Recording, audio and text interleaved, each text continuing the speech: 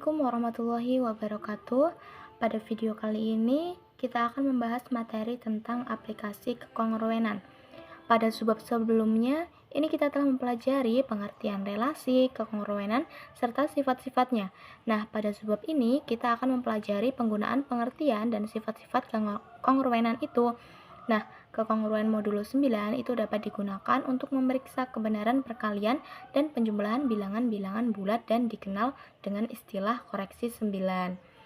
Nah, kita itu harus mengetahui bahwa 10.000 dikurang 1 hasilnya 9.999 sama dengan 9K1 sehingga 10.000 kongruen dengan 1 modulo 9. Nah, uraian dan contoh di atas secara umum itu dinyatakan sebagai teorema-teorema berikut ini. Nah, kita lihat nih di teorema 5.9. Terdapat 10 pangkat N kongruen 1 modulo 9 untuk N sama dengan 0, 1, 2, 3, dan seterusnya. Kita buktikan bahwa 10 pangkat N dikurang 1 itu sama dengan 999 N tak terhingga karena N ini belum ada nilainya, jadi masih belum diketahui nilainya. N, angka semuanya 9, terbagi oleh 9, jadi 10 pangkat N itu kongruen 1 modulo 9. Kita lihat di teorema 5.10. Di sini terdapat semua bilangan bulat kongruen modulo 9 dengan jumlah angka-angkanya. Jadi, pada teorema ini dikatakan bahwa semua jumlah nilai pada modulo 9 ini nanti dijumlahkan dengan angka-angkanya. Nah, jadi bilangan bulat N kongruen modulo 9 dengan jumlah angka-angkanya, misalnya A plus B sama dengan C, maka tentu A plus B itu kongruen dengan C modulo 9. Jika A kongruen dengan M modulo 9, B kongruen dengan N modulo 9, dan C kongruen dengan P modulo 9, maka dari A plus B kongruen C modulo 9. Nah, dapat disimpulkan bahwa M plus N kongruen P modulo 9. Prinsip tersebut dapat digunakan untuk memeriksa kebenaran suatu penjumlahan maupun pengurangan bilangan-bilangan bulat yang biasanya disebut dengan koreksi 9. Nah, kita lihat contoh 5.10. Di sini terdapat 248 ditambah 324 ditambah 627 sama dengan 100.244. Kita buktikan 248. Nah, jadi di teorema 5.10 tadi dijelaskan bahwa setiap bilangan bulat kongruen modulo 9 itu dijumlahkan dengan jumlah angka-angkanya. Jadi kita jumlahkan dengan jumlah angka-angkanya. 248 kita jumlahkan menjadi 2 ditambah 4 ditambah 8 modulo 9. Jadi kita dapat 14 modulo 9 karena nilai kongruen ini 14 ini lebih besar dari nilai modulo, jadi bisa kita sederhanakan lagi dengan cara apa? Dengan cara menjumlahkan angkanya ini.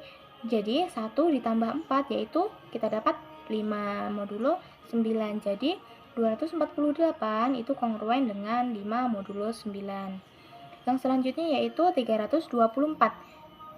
Kita jumlahkan lagi, caranya sama dengan yang pertama tadi, kita jumlahkan di setiap angkanya. Jadi 324 itu kongruen dengan 3 ditambah 2 ditambah 4 modulo 9. Jadi hasilnya yaitu 3 tambah 2 ditambah 4 yaitu 9 modulo 9. Jadi bisa kita tulis di sini yaitu hasilnya 0 modulo 9. Jadi 324 ini kongruen dengan 0 modulo 9. Yang selanjutnya yaitu terdapat 672. Sama, kita jumlahkan lagi di setiap angka-angkanya yaitu 672 kongruen dengan 6 ditambah 7 ditambah 2 modulo 9.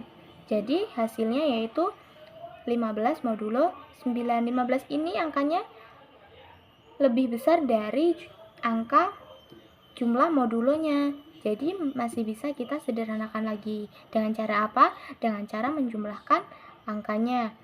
1 ditambah 5 mendapatkan 6 modulo 9. Jadi 672 itu kongruen dengan 6 modulo 9. Nah, bisa kita simpulkan, jadi 248 ditambah 324 ditambah 672 itu kongruen dengan 5 ditambah 0 ditambah 6 modulo 9. 5 ditambah 0 ditambah 6 itu hasilnya yaitu 11 modulo 9. Nah, nilai dari kongruen ini, 11 ini, kan masih lebih besar dari nilai modulo 9.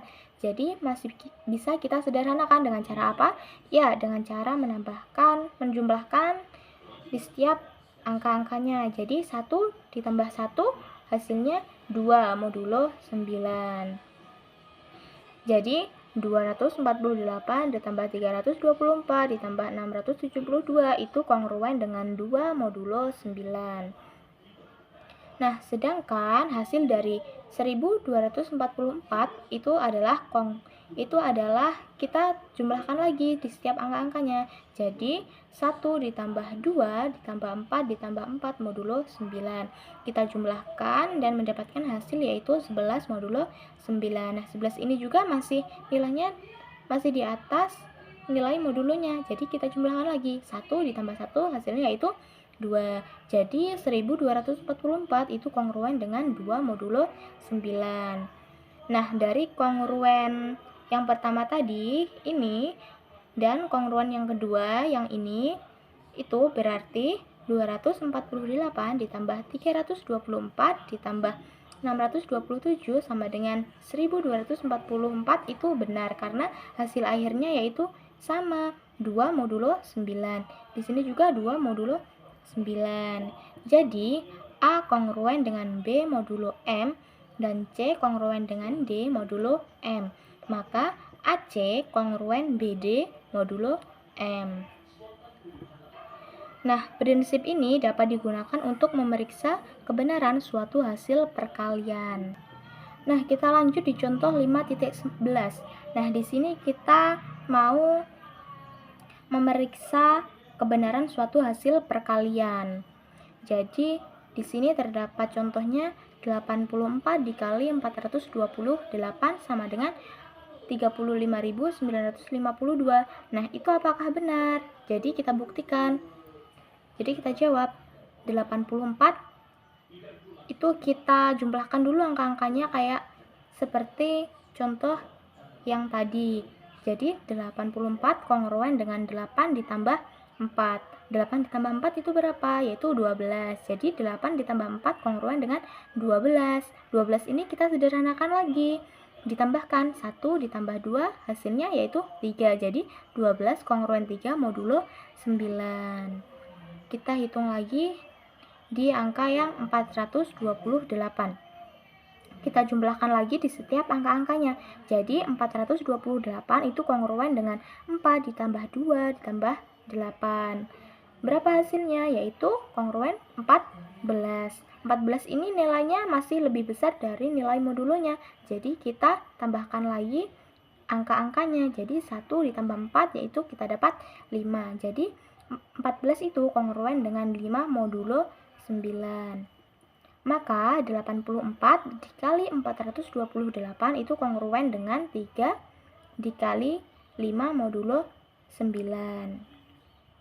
3 dikali 5 berapa? 3 dikali 5 yaitu hasilnya 15 modulo 9. Nah, angka 15 ini masih lebih tinggi dari nilai modulonya. Jadi kita tambahkan 1 ditambah 5 yaitu mendapatkan 6 modulo 9. Jadi 84 dikali 428 itu kongruen dengan 6 modulo 9. Nah, kita hitung nih hasilnya apakah benar. Sedangkan 35.952 itu kita jumlahkan dulu di setiap angka-angkanya. Jadi 35.952 itu kongruen dengan 3 ditambah 5 ditambah 9 ditambah 5 tambah 2. Hasilnya yaitu 24. Nah, nilai 24 nilai kongruennya ini lebih besar dari nilai modulonya. Jadi kita bisa perkecil dengan menambah di setiap angka-angkanya. Jadi 24, 2 ditambah 4 kita mendapatkan hasil 6. Jadi 35.952 itu kongruen dengan 6 modulo 9. Sama seperti tadi yang pertama ini. Jadi yang pertama dan yang kedua ini bisa disimpulkan bahwa 84 dikali 428 sama dengan 35.952 itu benar. Nah, perlu dicatat bahwa pemeriksaan kebenaran penjumlahan, pengurangan, perkalian, dan pembagian dengan kekongruenan modulo 9 ini belum menjamin bahwa operasi yang dilakukan itu benar atau salah. Tetapi cara ini kita lakukan setelah kita mengerjakan operasi hitung tersebut. Mungkin dalam mengoperasikan kita keliru menjumlahkan puluhannya, ratusannya, dan lainnya. Dengan kata lain, koreksi 9 tersebut bukan merupakan syarat cukup, tetapi hanya merupakan syarat perlu untuk memeriksa kebenaran hasil operasi. Kita lihat di contoh 5.2. Di sini terdapat 10 ditambah 11 sama dengan 30. Nah, kita kan mengetahui bahwa 10 ditambah 11 itu hasilnya 21. 21 kita jumlahkan angka-angkanya. 2 ditambah 1 yaitu kongruen dengan 3 modulo 9. Dan 30 kita jumlahkan angka-angkanya, jadi 3 ditambah 0 itu 30 kongruen dengan 3 modulo 9. Nah, menurut cara pemeriksaan di atas, 10 ditambah 11 sama dengan 30 itu adalah benar, tetapi kita mengetahui bahwa 10 ditambah 11 sama dengan 30 adalah salah. Nah, selain itu, kekongruenan modulo 9 itu dapat digunakan untuk menguji keterbagian suatu bilangan bulat oleh 9. Suatu bilangan terbagi oleh 9 bila dan hanya bila sisa pembagian itu 0.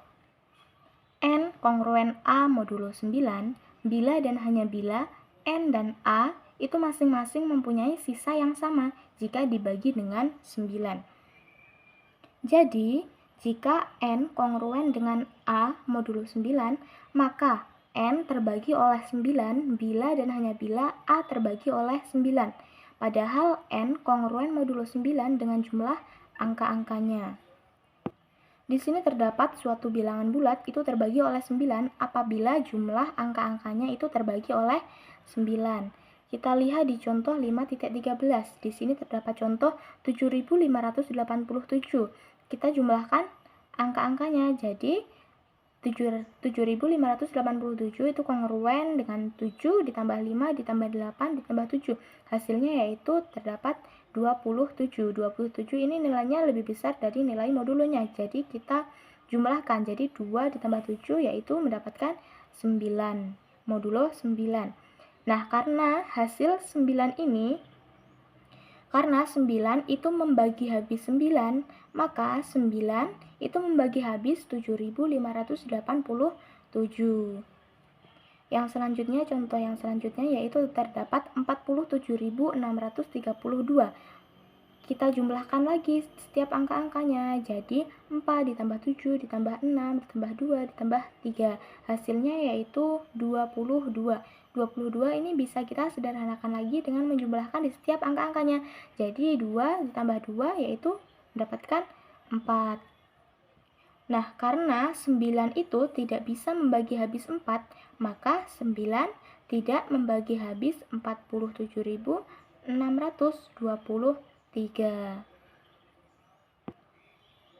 Apakah suatu bilangan bulat yang terbagi oleh 9 akan terbagi pula oleh 3? Misalnya, 9 habis membagi N dan 3 habis membagi 9. Dengan sifat transitif diperoleh 3 habis membagi N. Karena suatu bilangan bulat terbagi oleh 9 bila dan hanya bila jumlah angka-angkanya itu terbagi oleh 9. Maka N terbagi oleh 3 apabila dan hanya bila jumlah angka-angkanya itu terbagi oleh 3. Suatu bilangan bulat terbagi oleh 3 apabila jumlah angka-angkanya terbagi oleh 3. Jika yang tadi apabila jumlah angka-angkanya terbagi oleh 9, yang sekarang yaitu jumlah angka-angkanya terbagi oleh 3. Kita lihat di contoh 5.14. Di sini terdapat 12.456. Kita jumlahkan lagi, 12.456 itu kongruen dengan 1 ditambah 2 ditambah 4 ditambah 5 ditambah 6. Hasilnya yaitu 18. 18 ini bisa kita sederhanakan lagi dengan menambahkan di setiap angka-angkanya, yaitu 1 ditambah 8. Hasilnya yaitu 9 modulo 9. Nah, karena 3 itu habis membagi 9, maka 3 habis membagi 12.456. Kita lihat di contoh yang selanjutnya, yaitu terdapat 42.641. Kita jumlahkan lagi, jadi 42.641 kongruen dengan 4 ditambah 2 ditambah 6 ditambah 4 ditambah 1. Itu hasilnya adalah 17. 17 bisa kita sederhanakan lagi, yaitu dengan cara menambahkan setiap angka-angkanya, yaitu 1 ditambah 7, yaitu kita dapat 8 modulo 9. Nah, karena 3 itu tidak bisa membagi habis 8, maka 3 tidak membagi habis 42.641. Nah, di sini bisa kita lihat bahwa suatu bilangan bulat terbagi oleh 4 apabila bilangan yang dinyatakan oleh dua angka terakhir dari bilangan itu terbagi oleh 4. Di sini dijelaskan bahwa bilangan yang dinyatakan oleh dua angka terakhir dari bilangan itu terbagi oleh 4.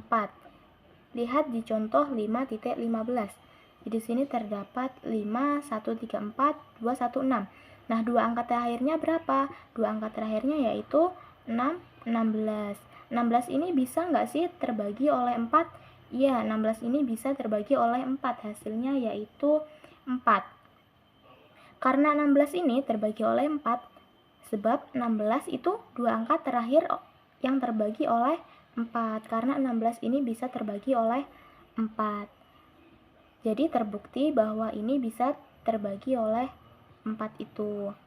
Dengan cara yang mirip dengan keterbagian oleh 4, diturunkanlah suatu aturan keterbagian suatu bilangan bulat oleh 8. Kalau ini tadi terbagi oleh 4, sekarang kita terbagi oleh 8. Suatu bilangan bulat terbagi oleh 8 apabila bilangan yang dinyatakan oleh 3 angka terakhir dari bilangan itu terbagi oleh 8. Kalau tadi dinyatakan 2 angka terakhir, sekarang dinyatakan 2 angka terakhir dari bilangan itu terbagi oleh 8. Contohnya yaitu 17.256. Nah, kita cari 3 angka terakhir di belakangnya berapa, yaitu 3 angka terakhir yaitu 2, 5, 6. Nah, angka 2, 5, 6 ini bisa nggak sih terbagi oleh 8? Ya, bisa terbagi oleh 8. Kita peroleh yaitu hasilnya 32. Sebab 256 ini 3 angka terakhir terbagi oleh 8, jadi terbukti. Nah, sekarang bagaimana menguji suatu bilangan terbagi oleh 6? Apabila 2 habis membagi n dan 3 habis membagi n. Dan karena 2, 3 sama dengan 1, maka 6 habis membagi n. Buktikanlah pernyataan ini. Pernyataan itu dapat dikatakan sebagai berikut. Nah, di sini terdapat suatu bilangan bulat terbagi oleh 6 apabila bilangan itu terbagi oleh 2 dan terbagi pula oleh 3. Cukup sekian materi yang dapat saya sampaikan. Terima kasih. Wassalamualaikum warahmatullahi wabarakatuh.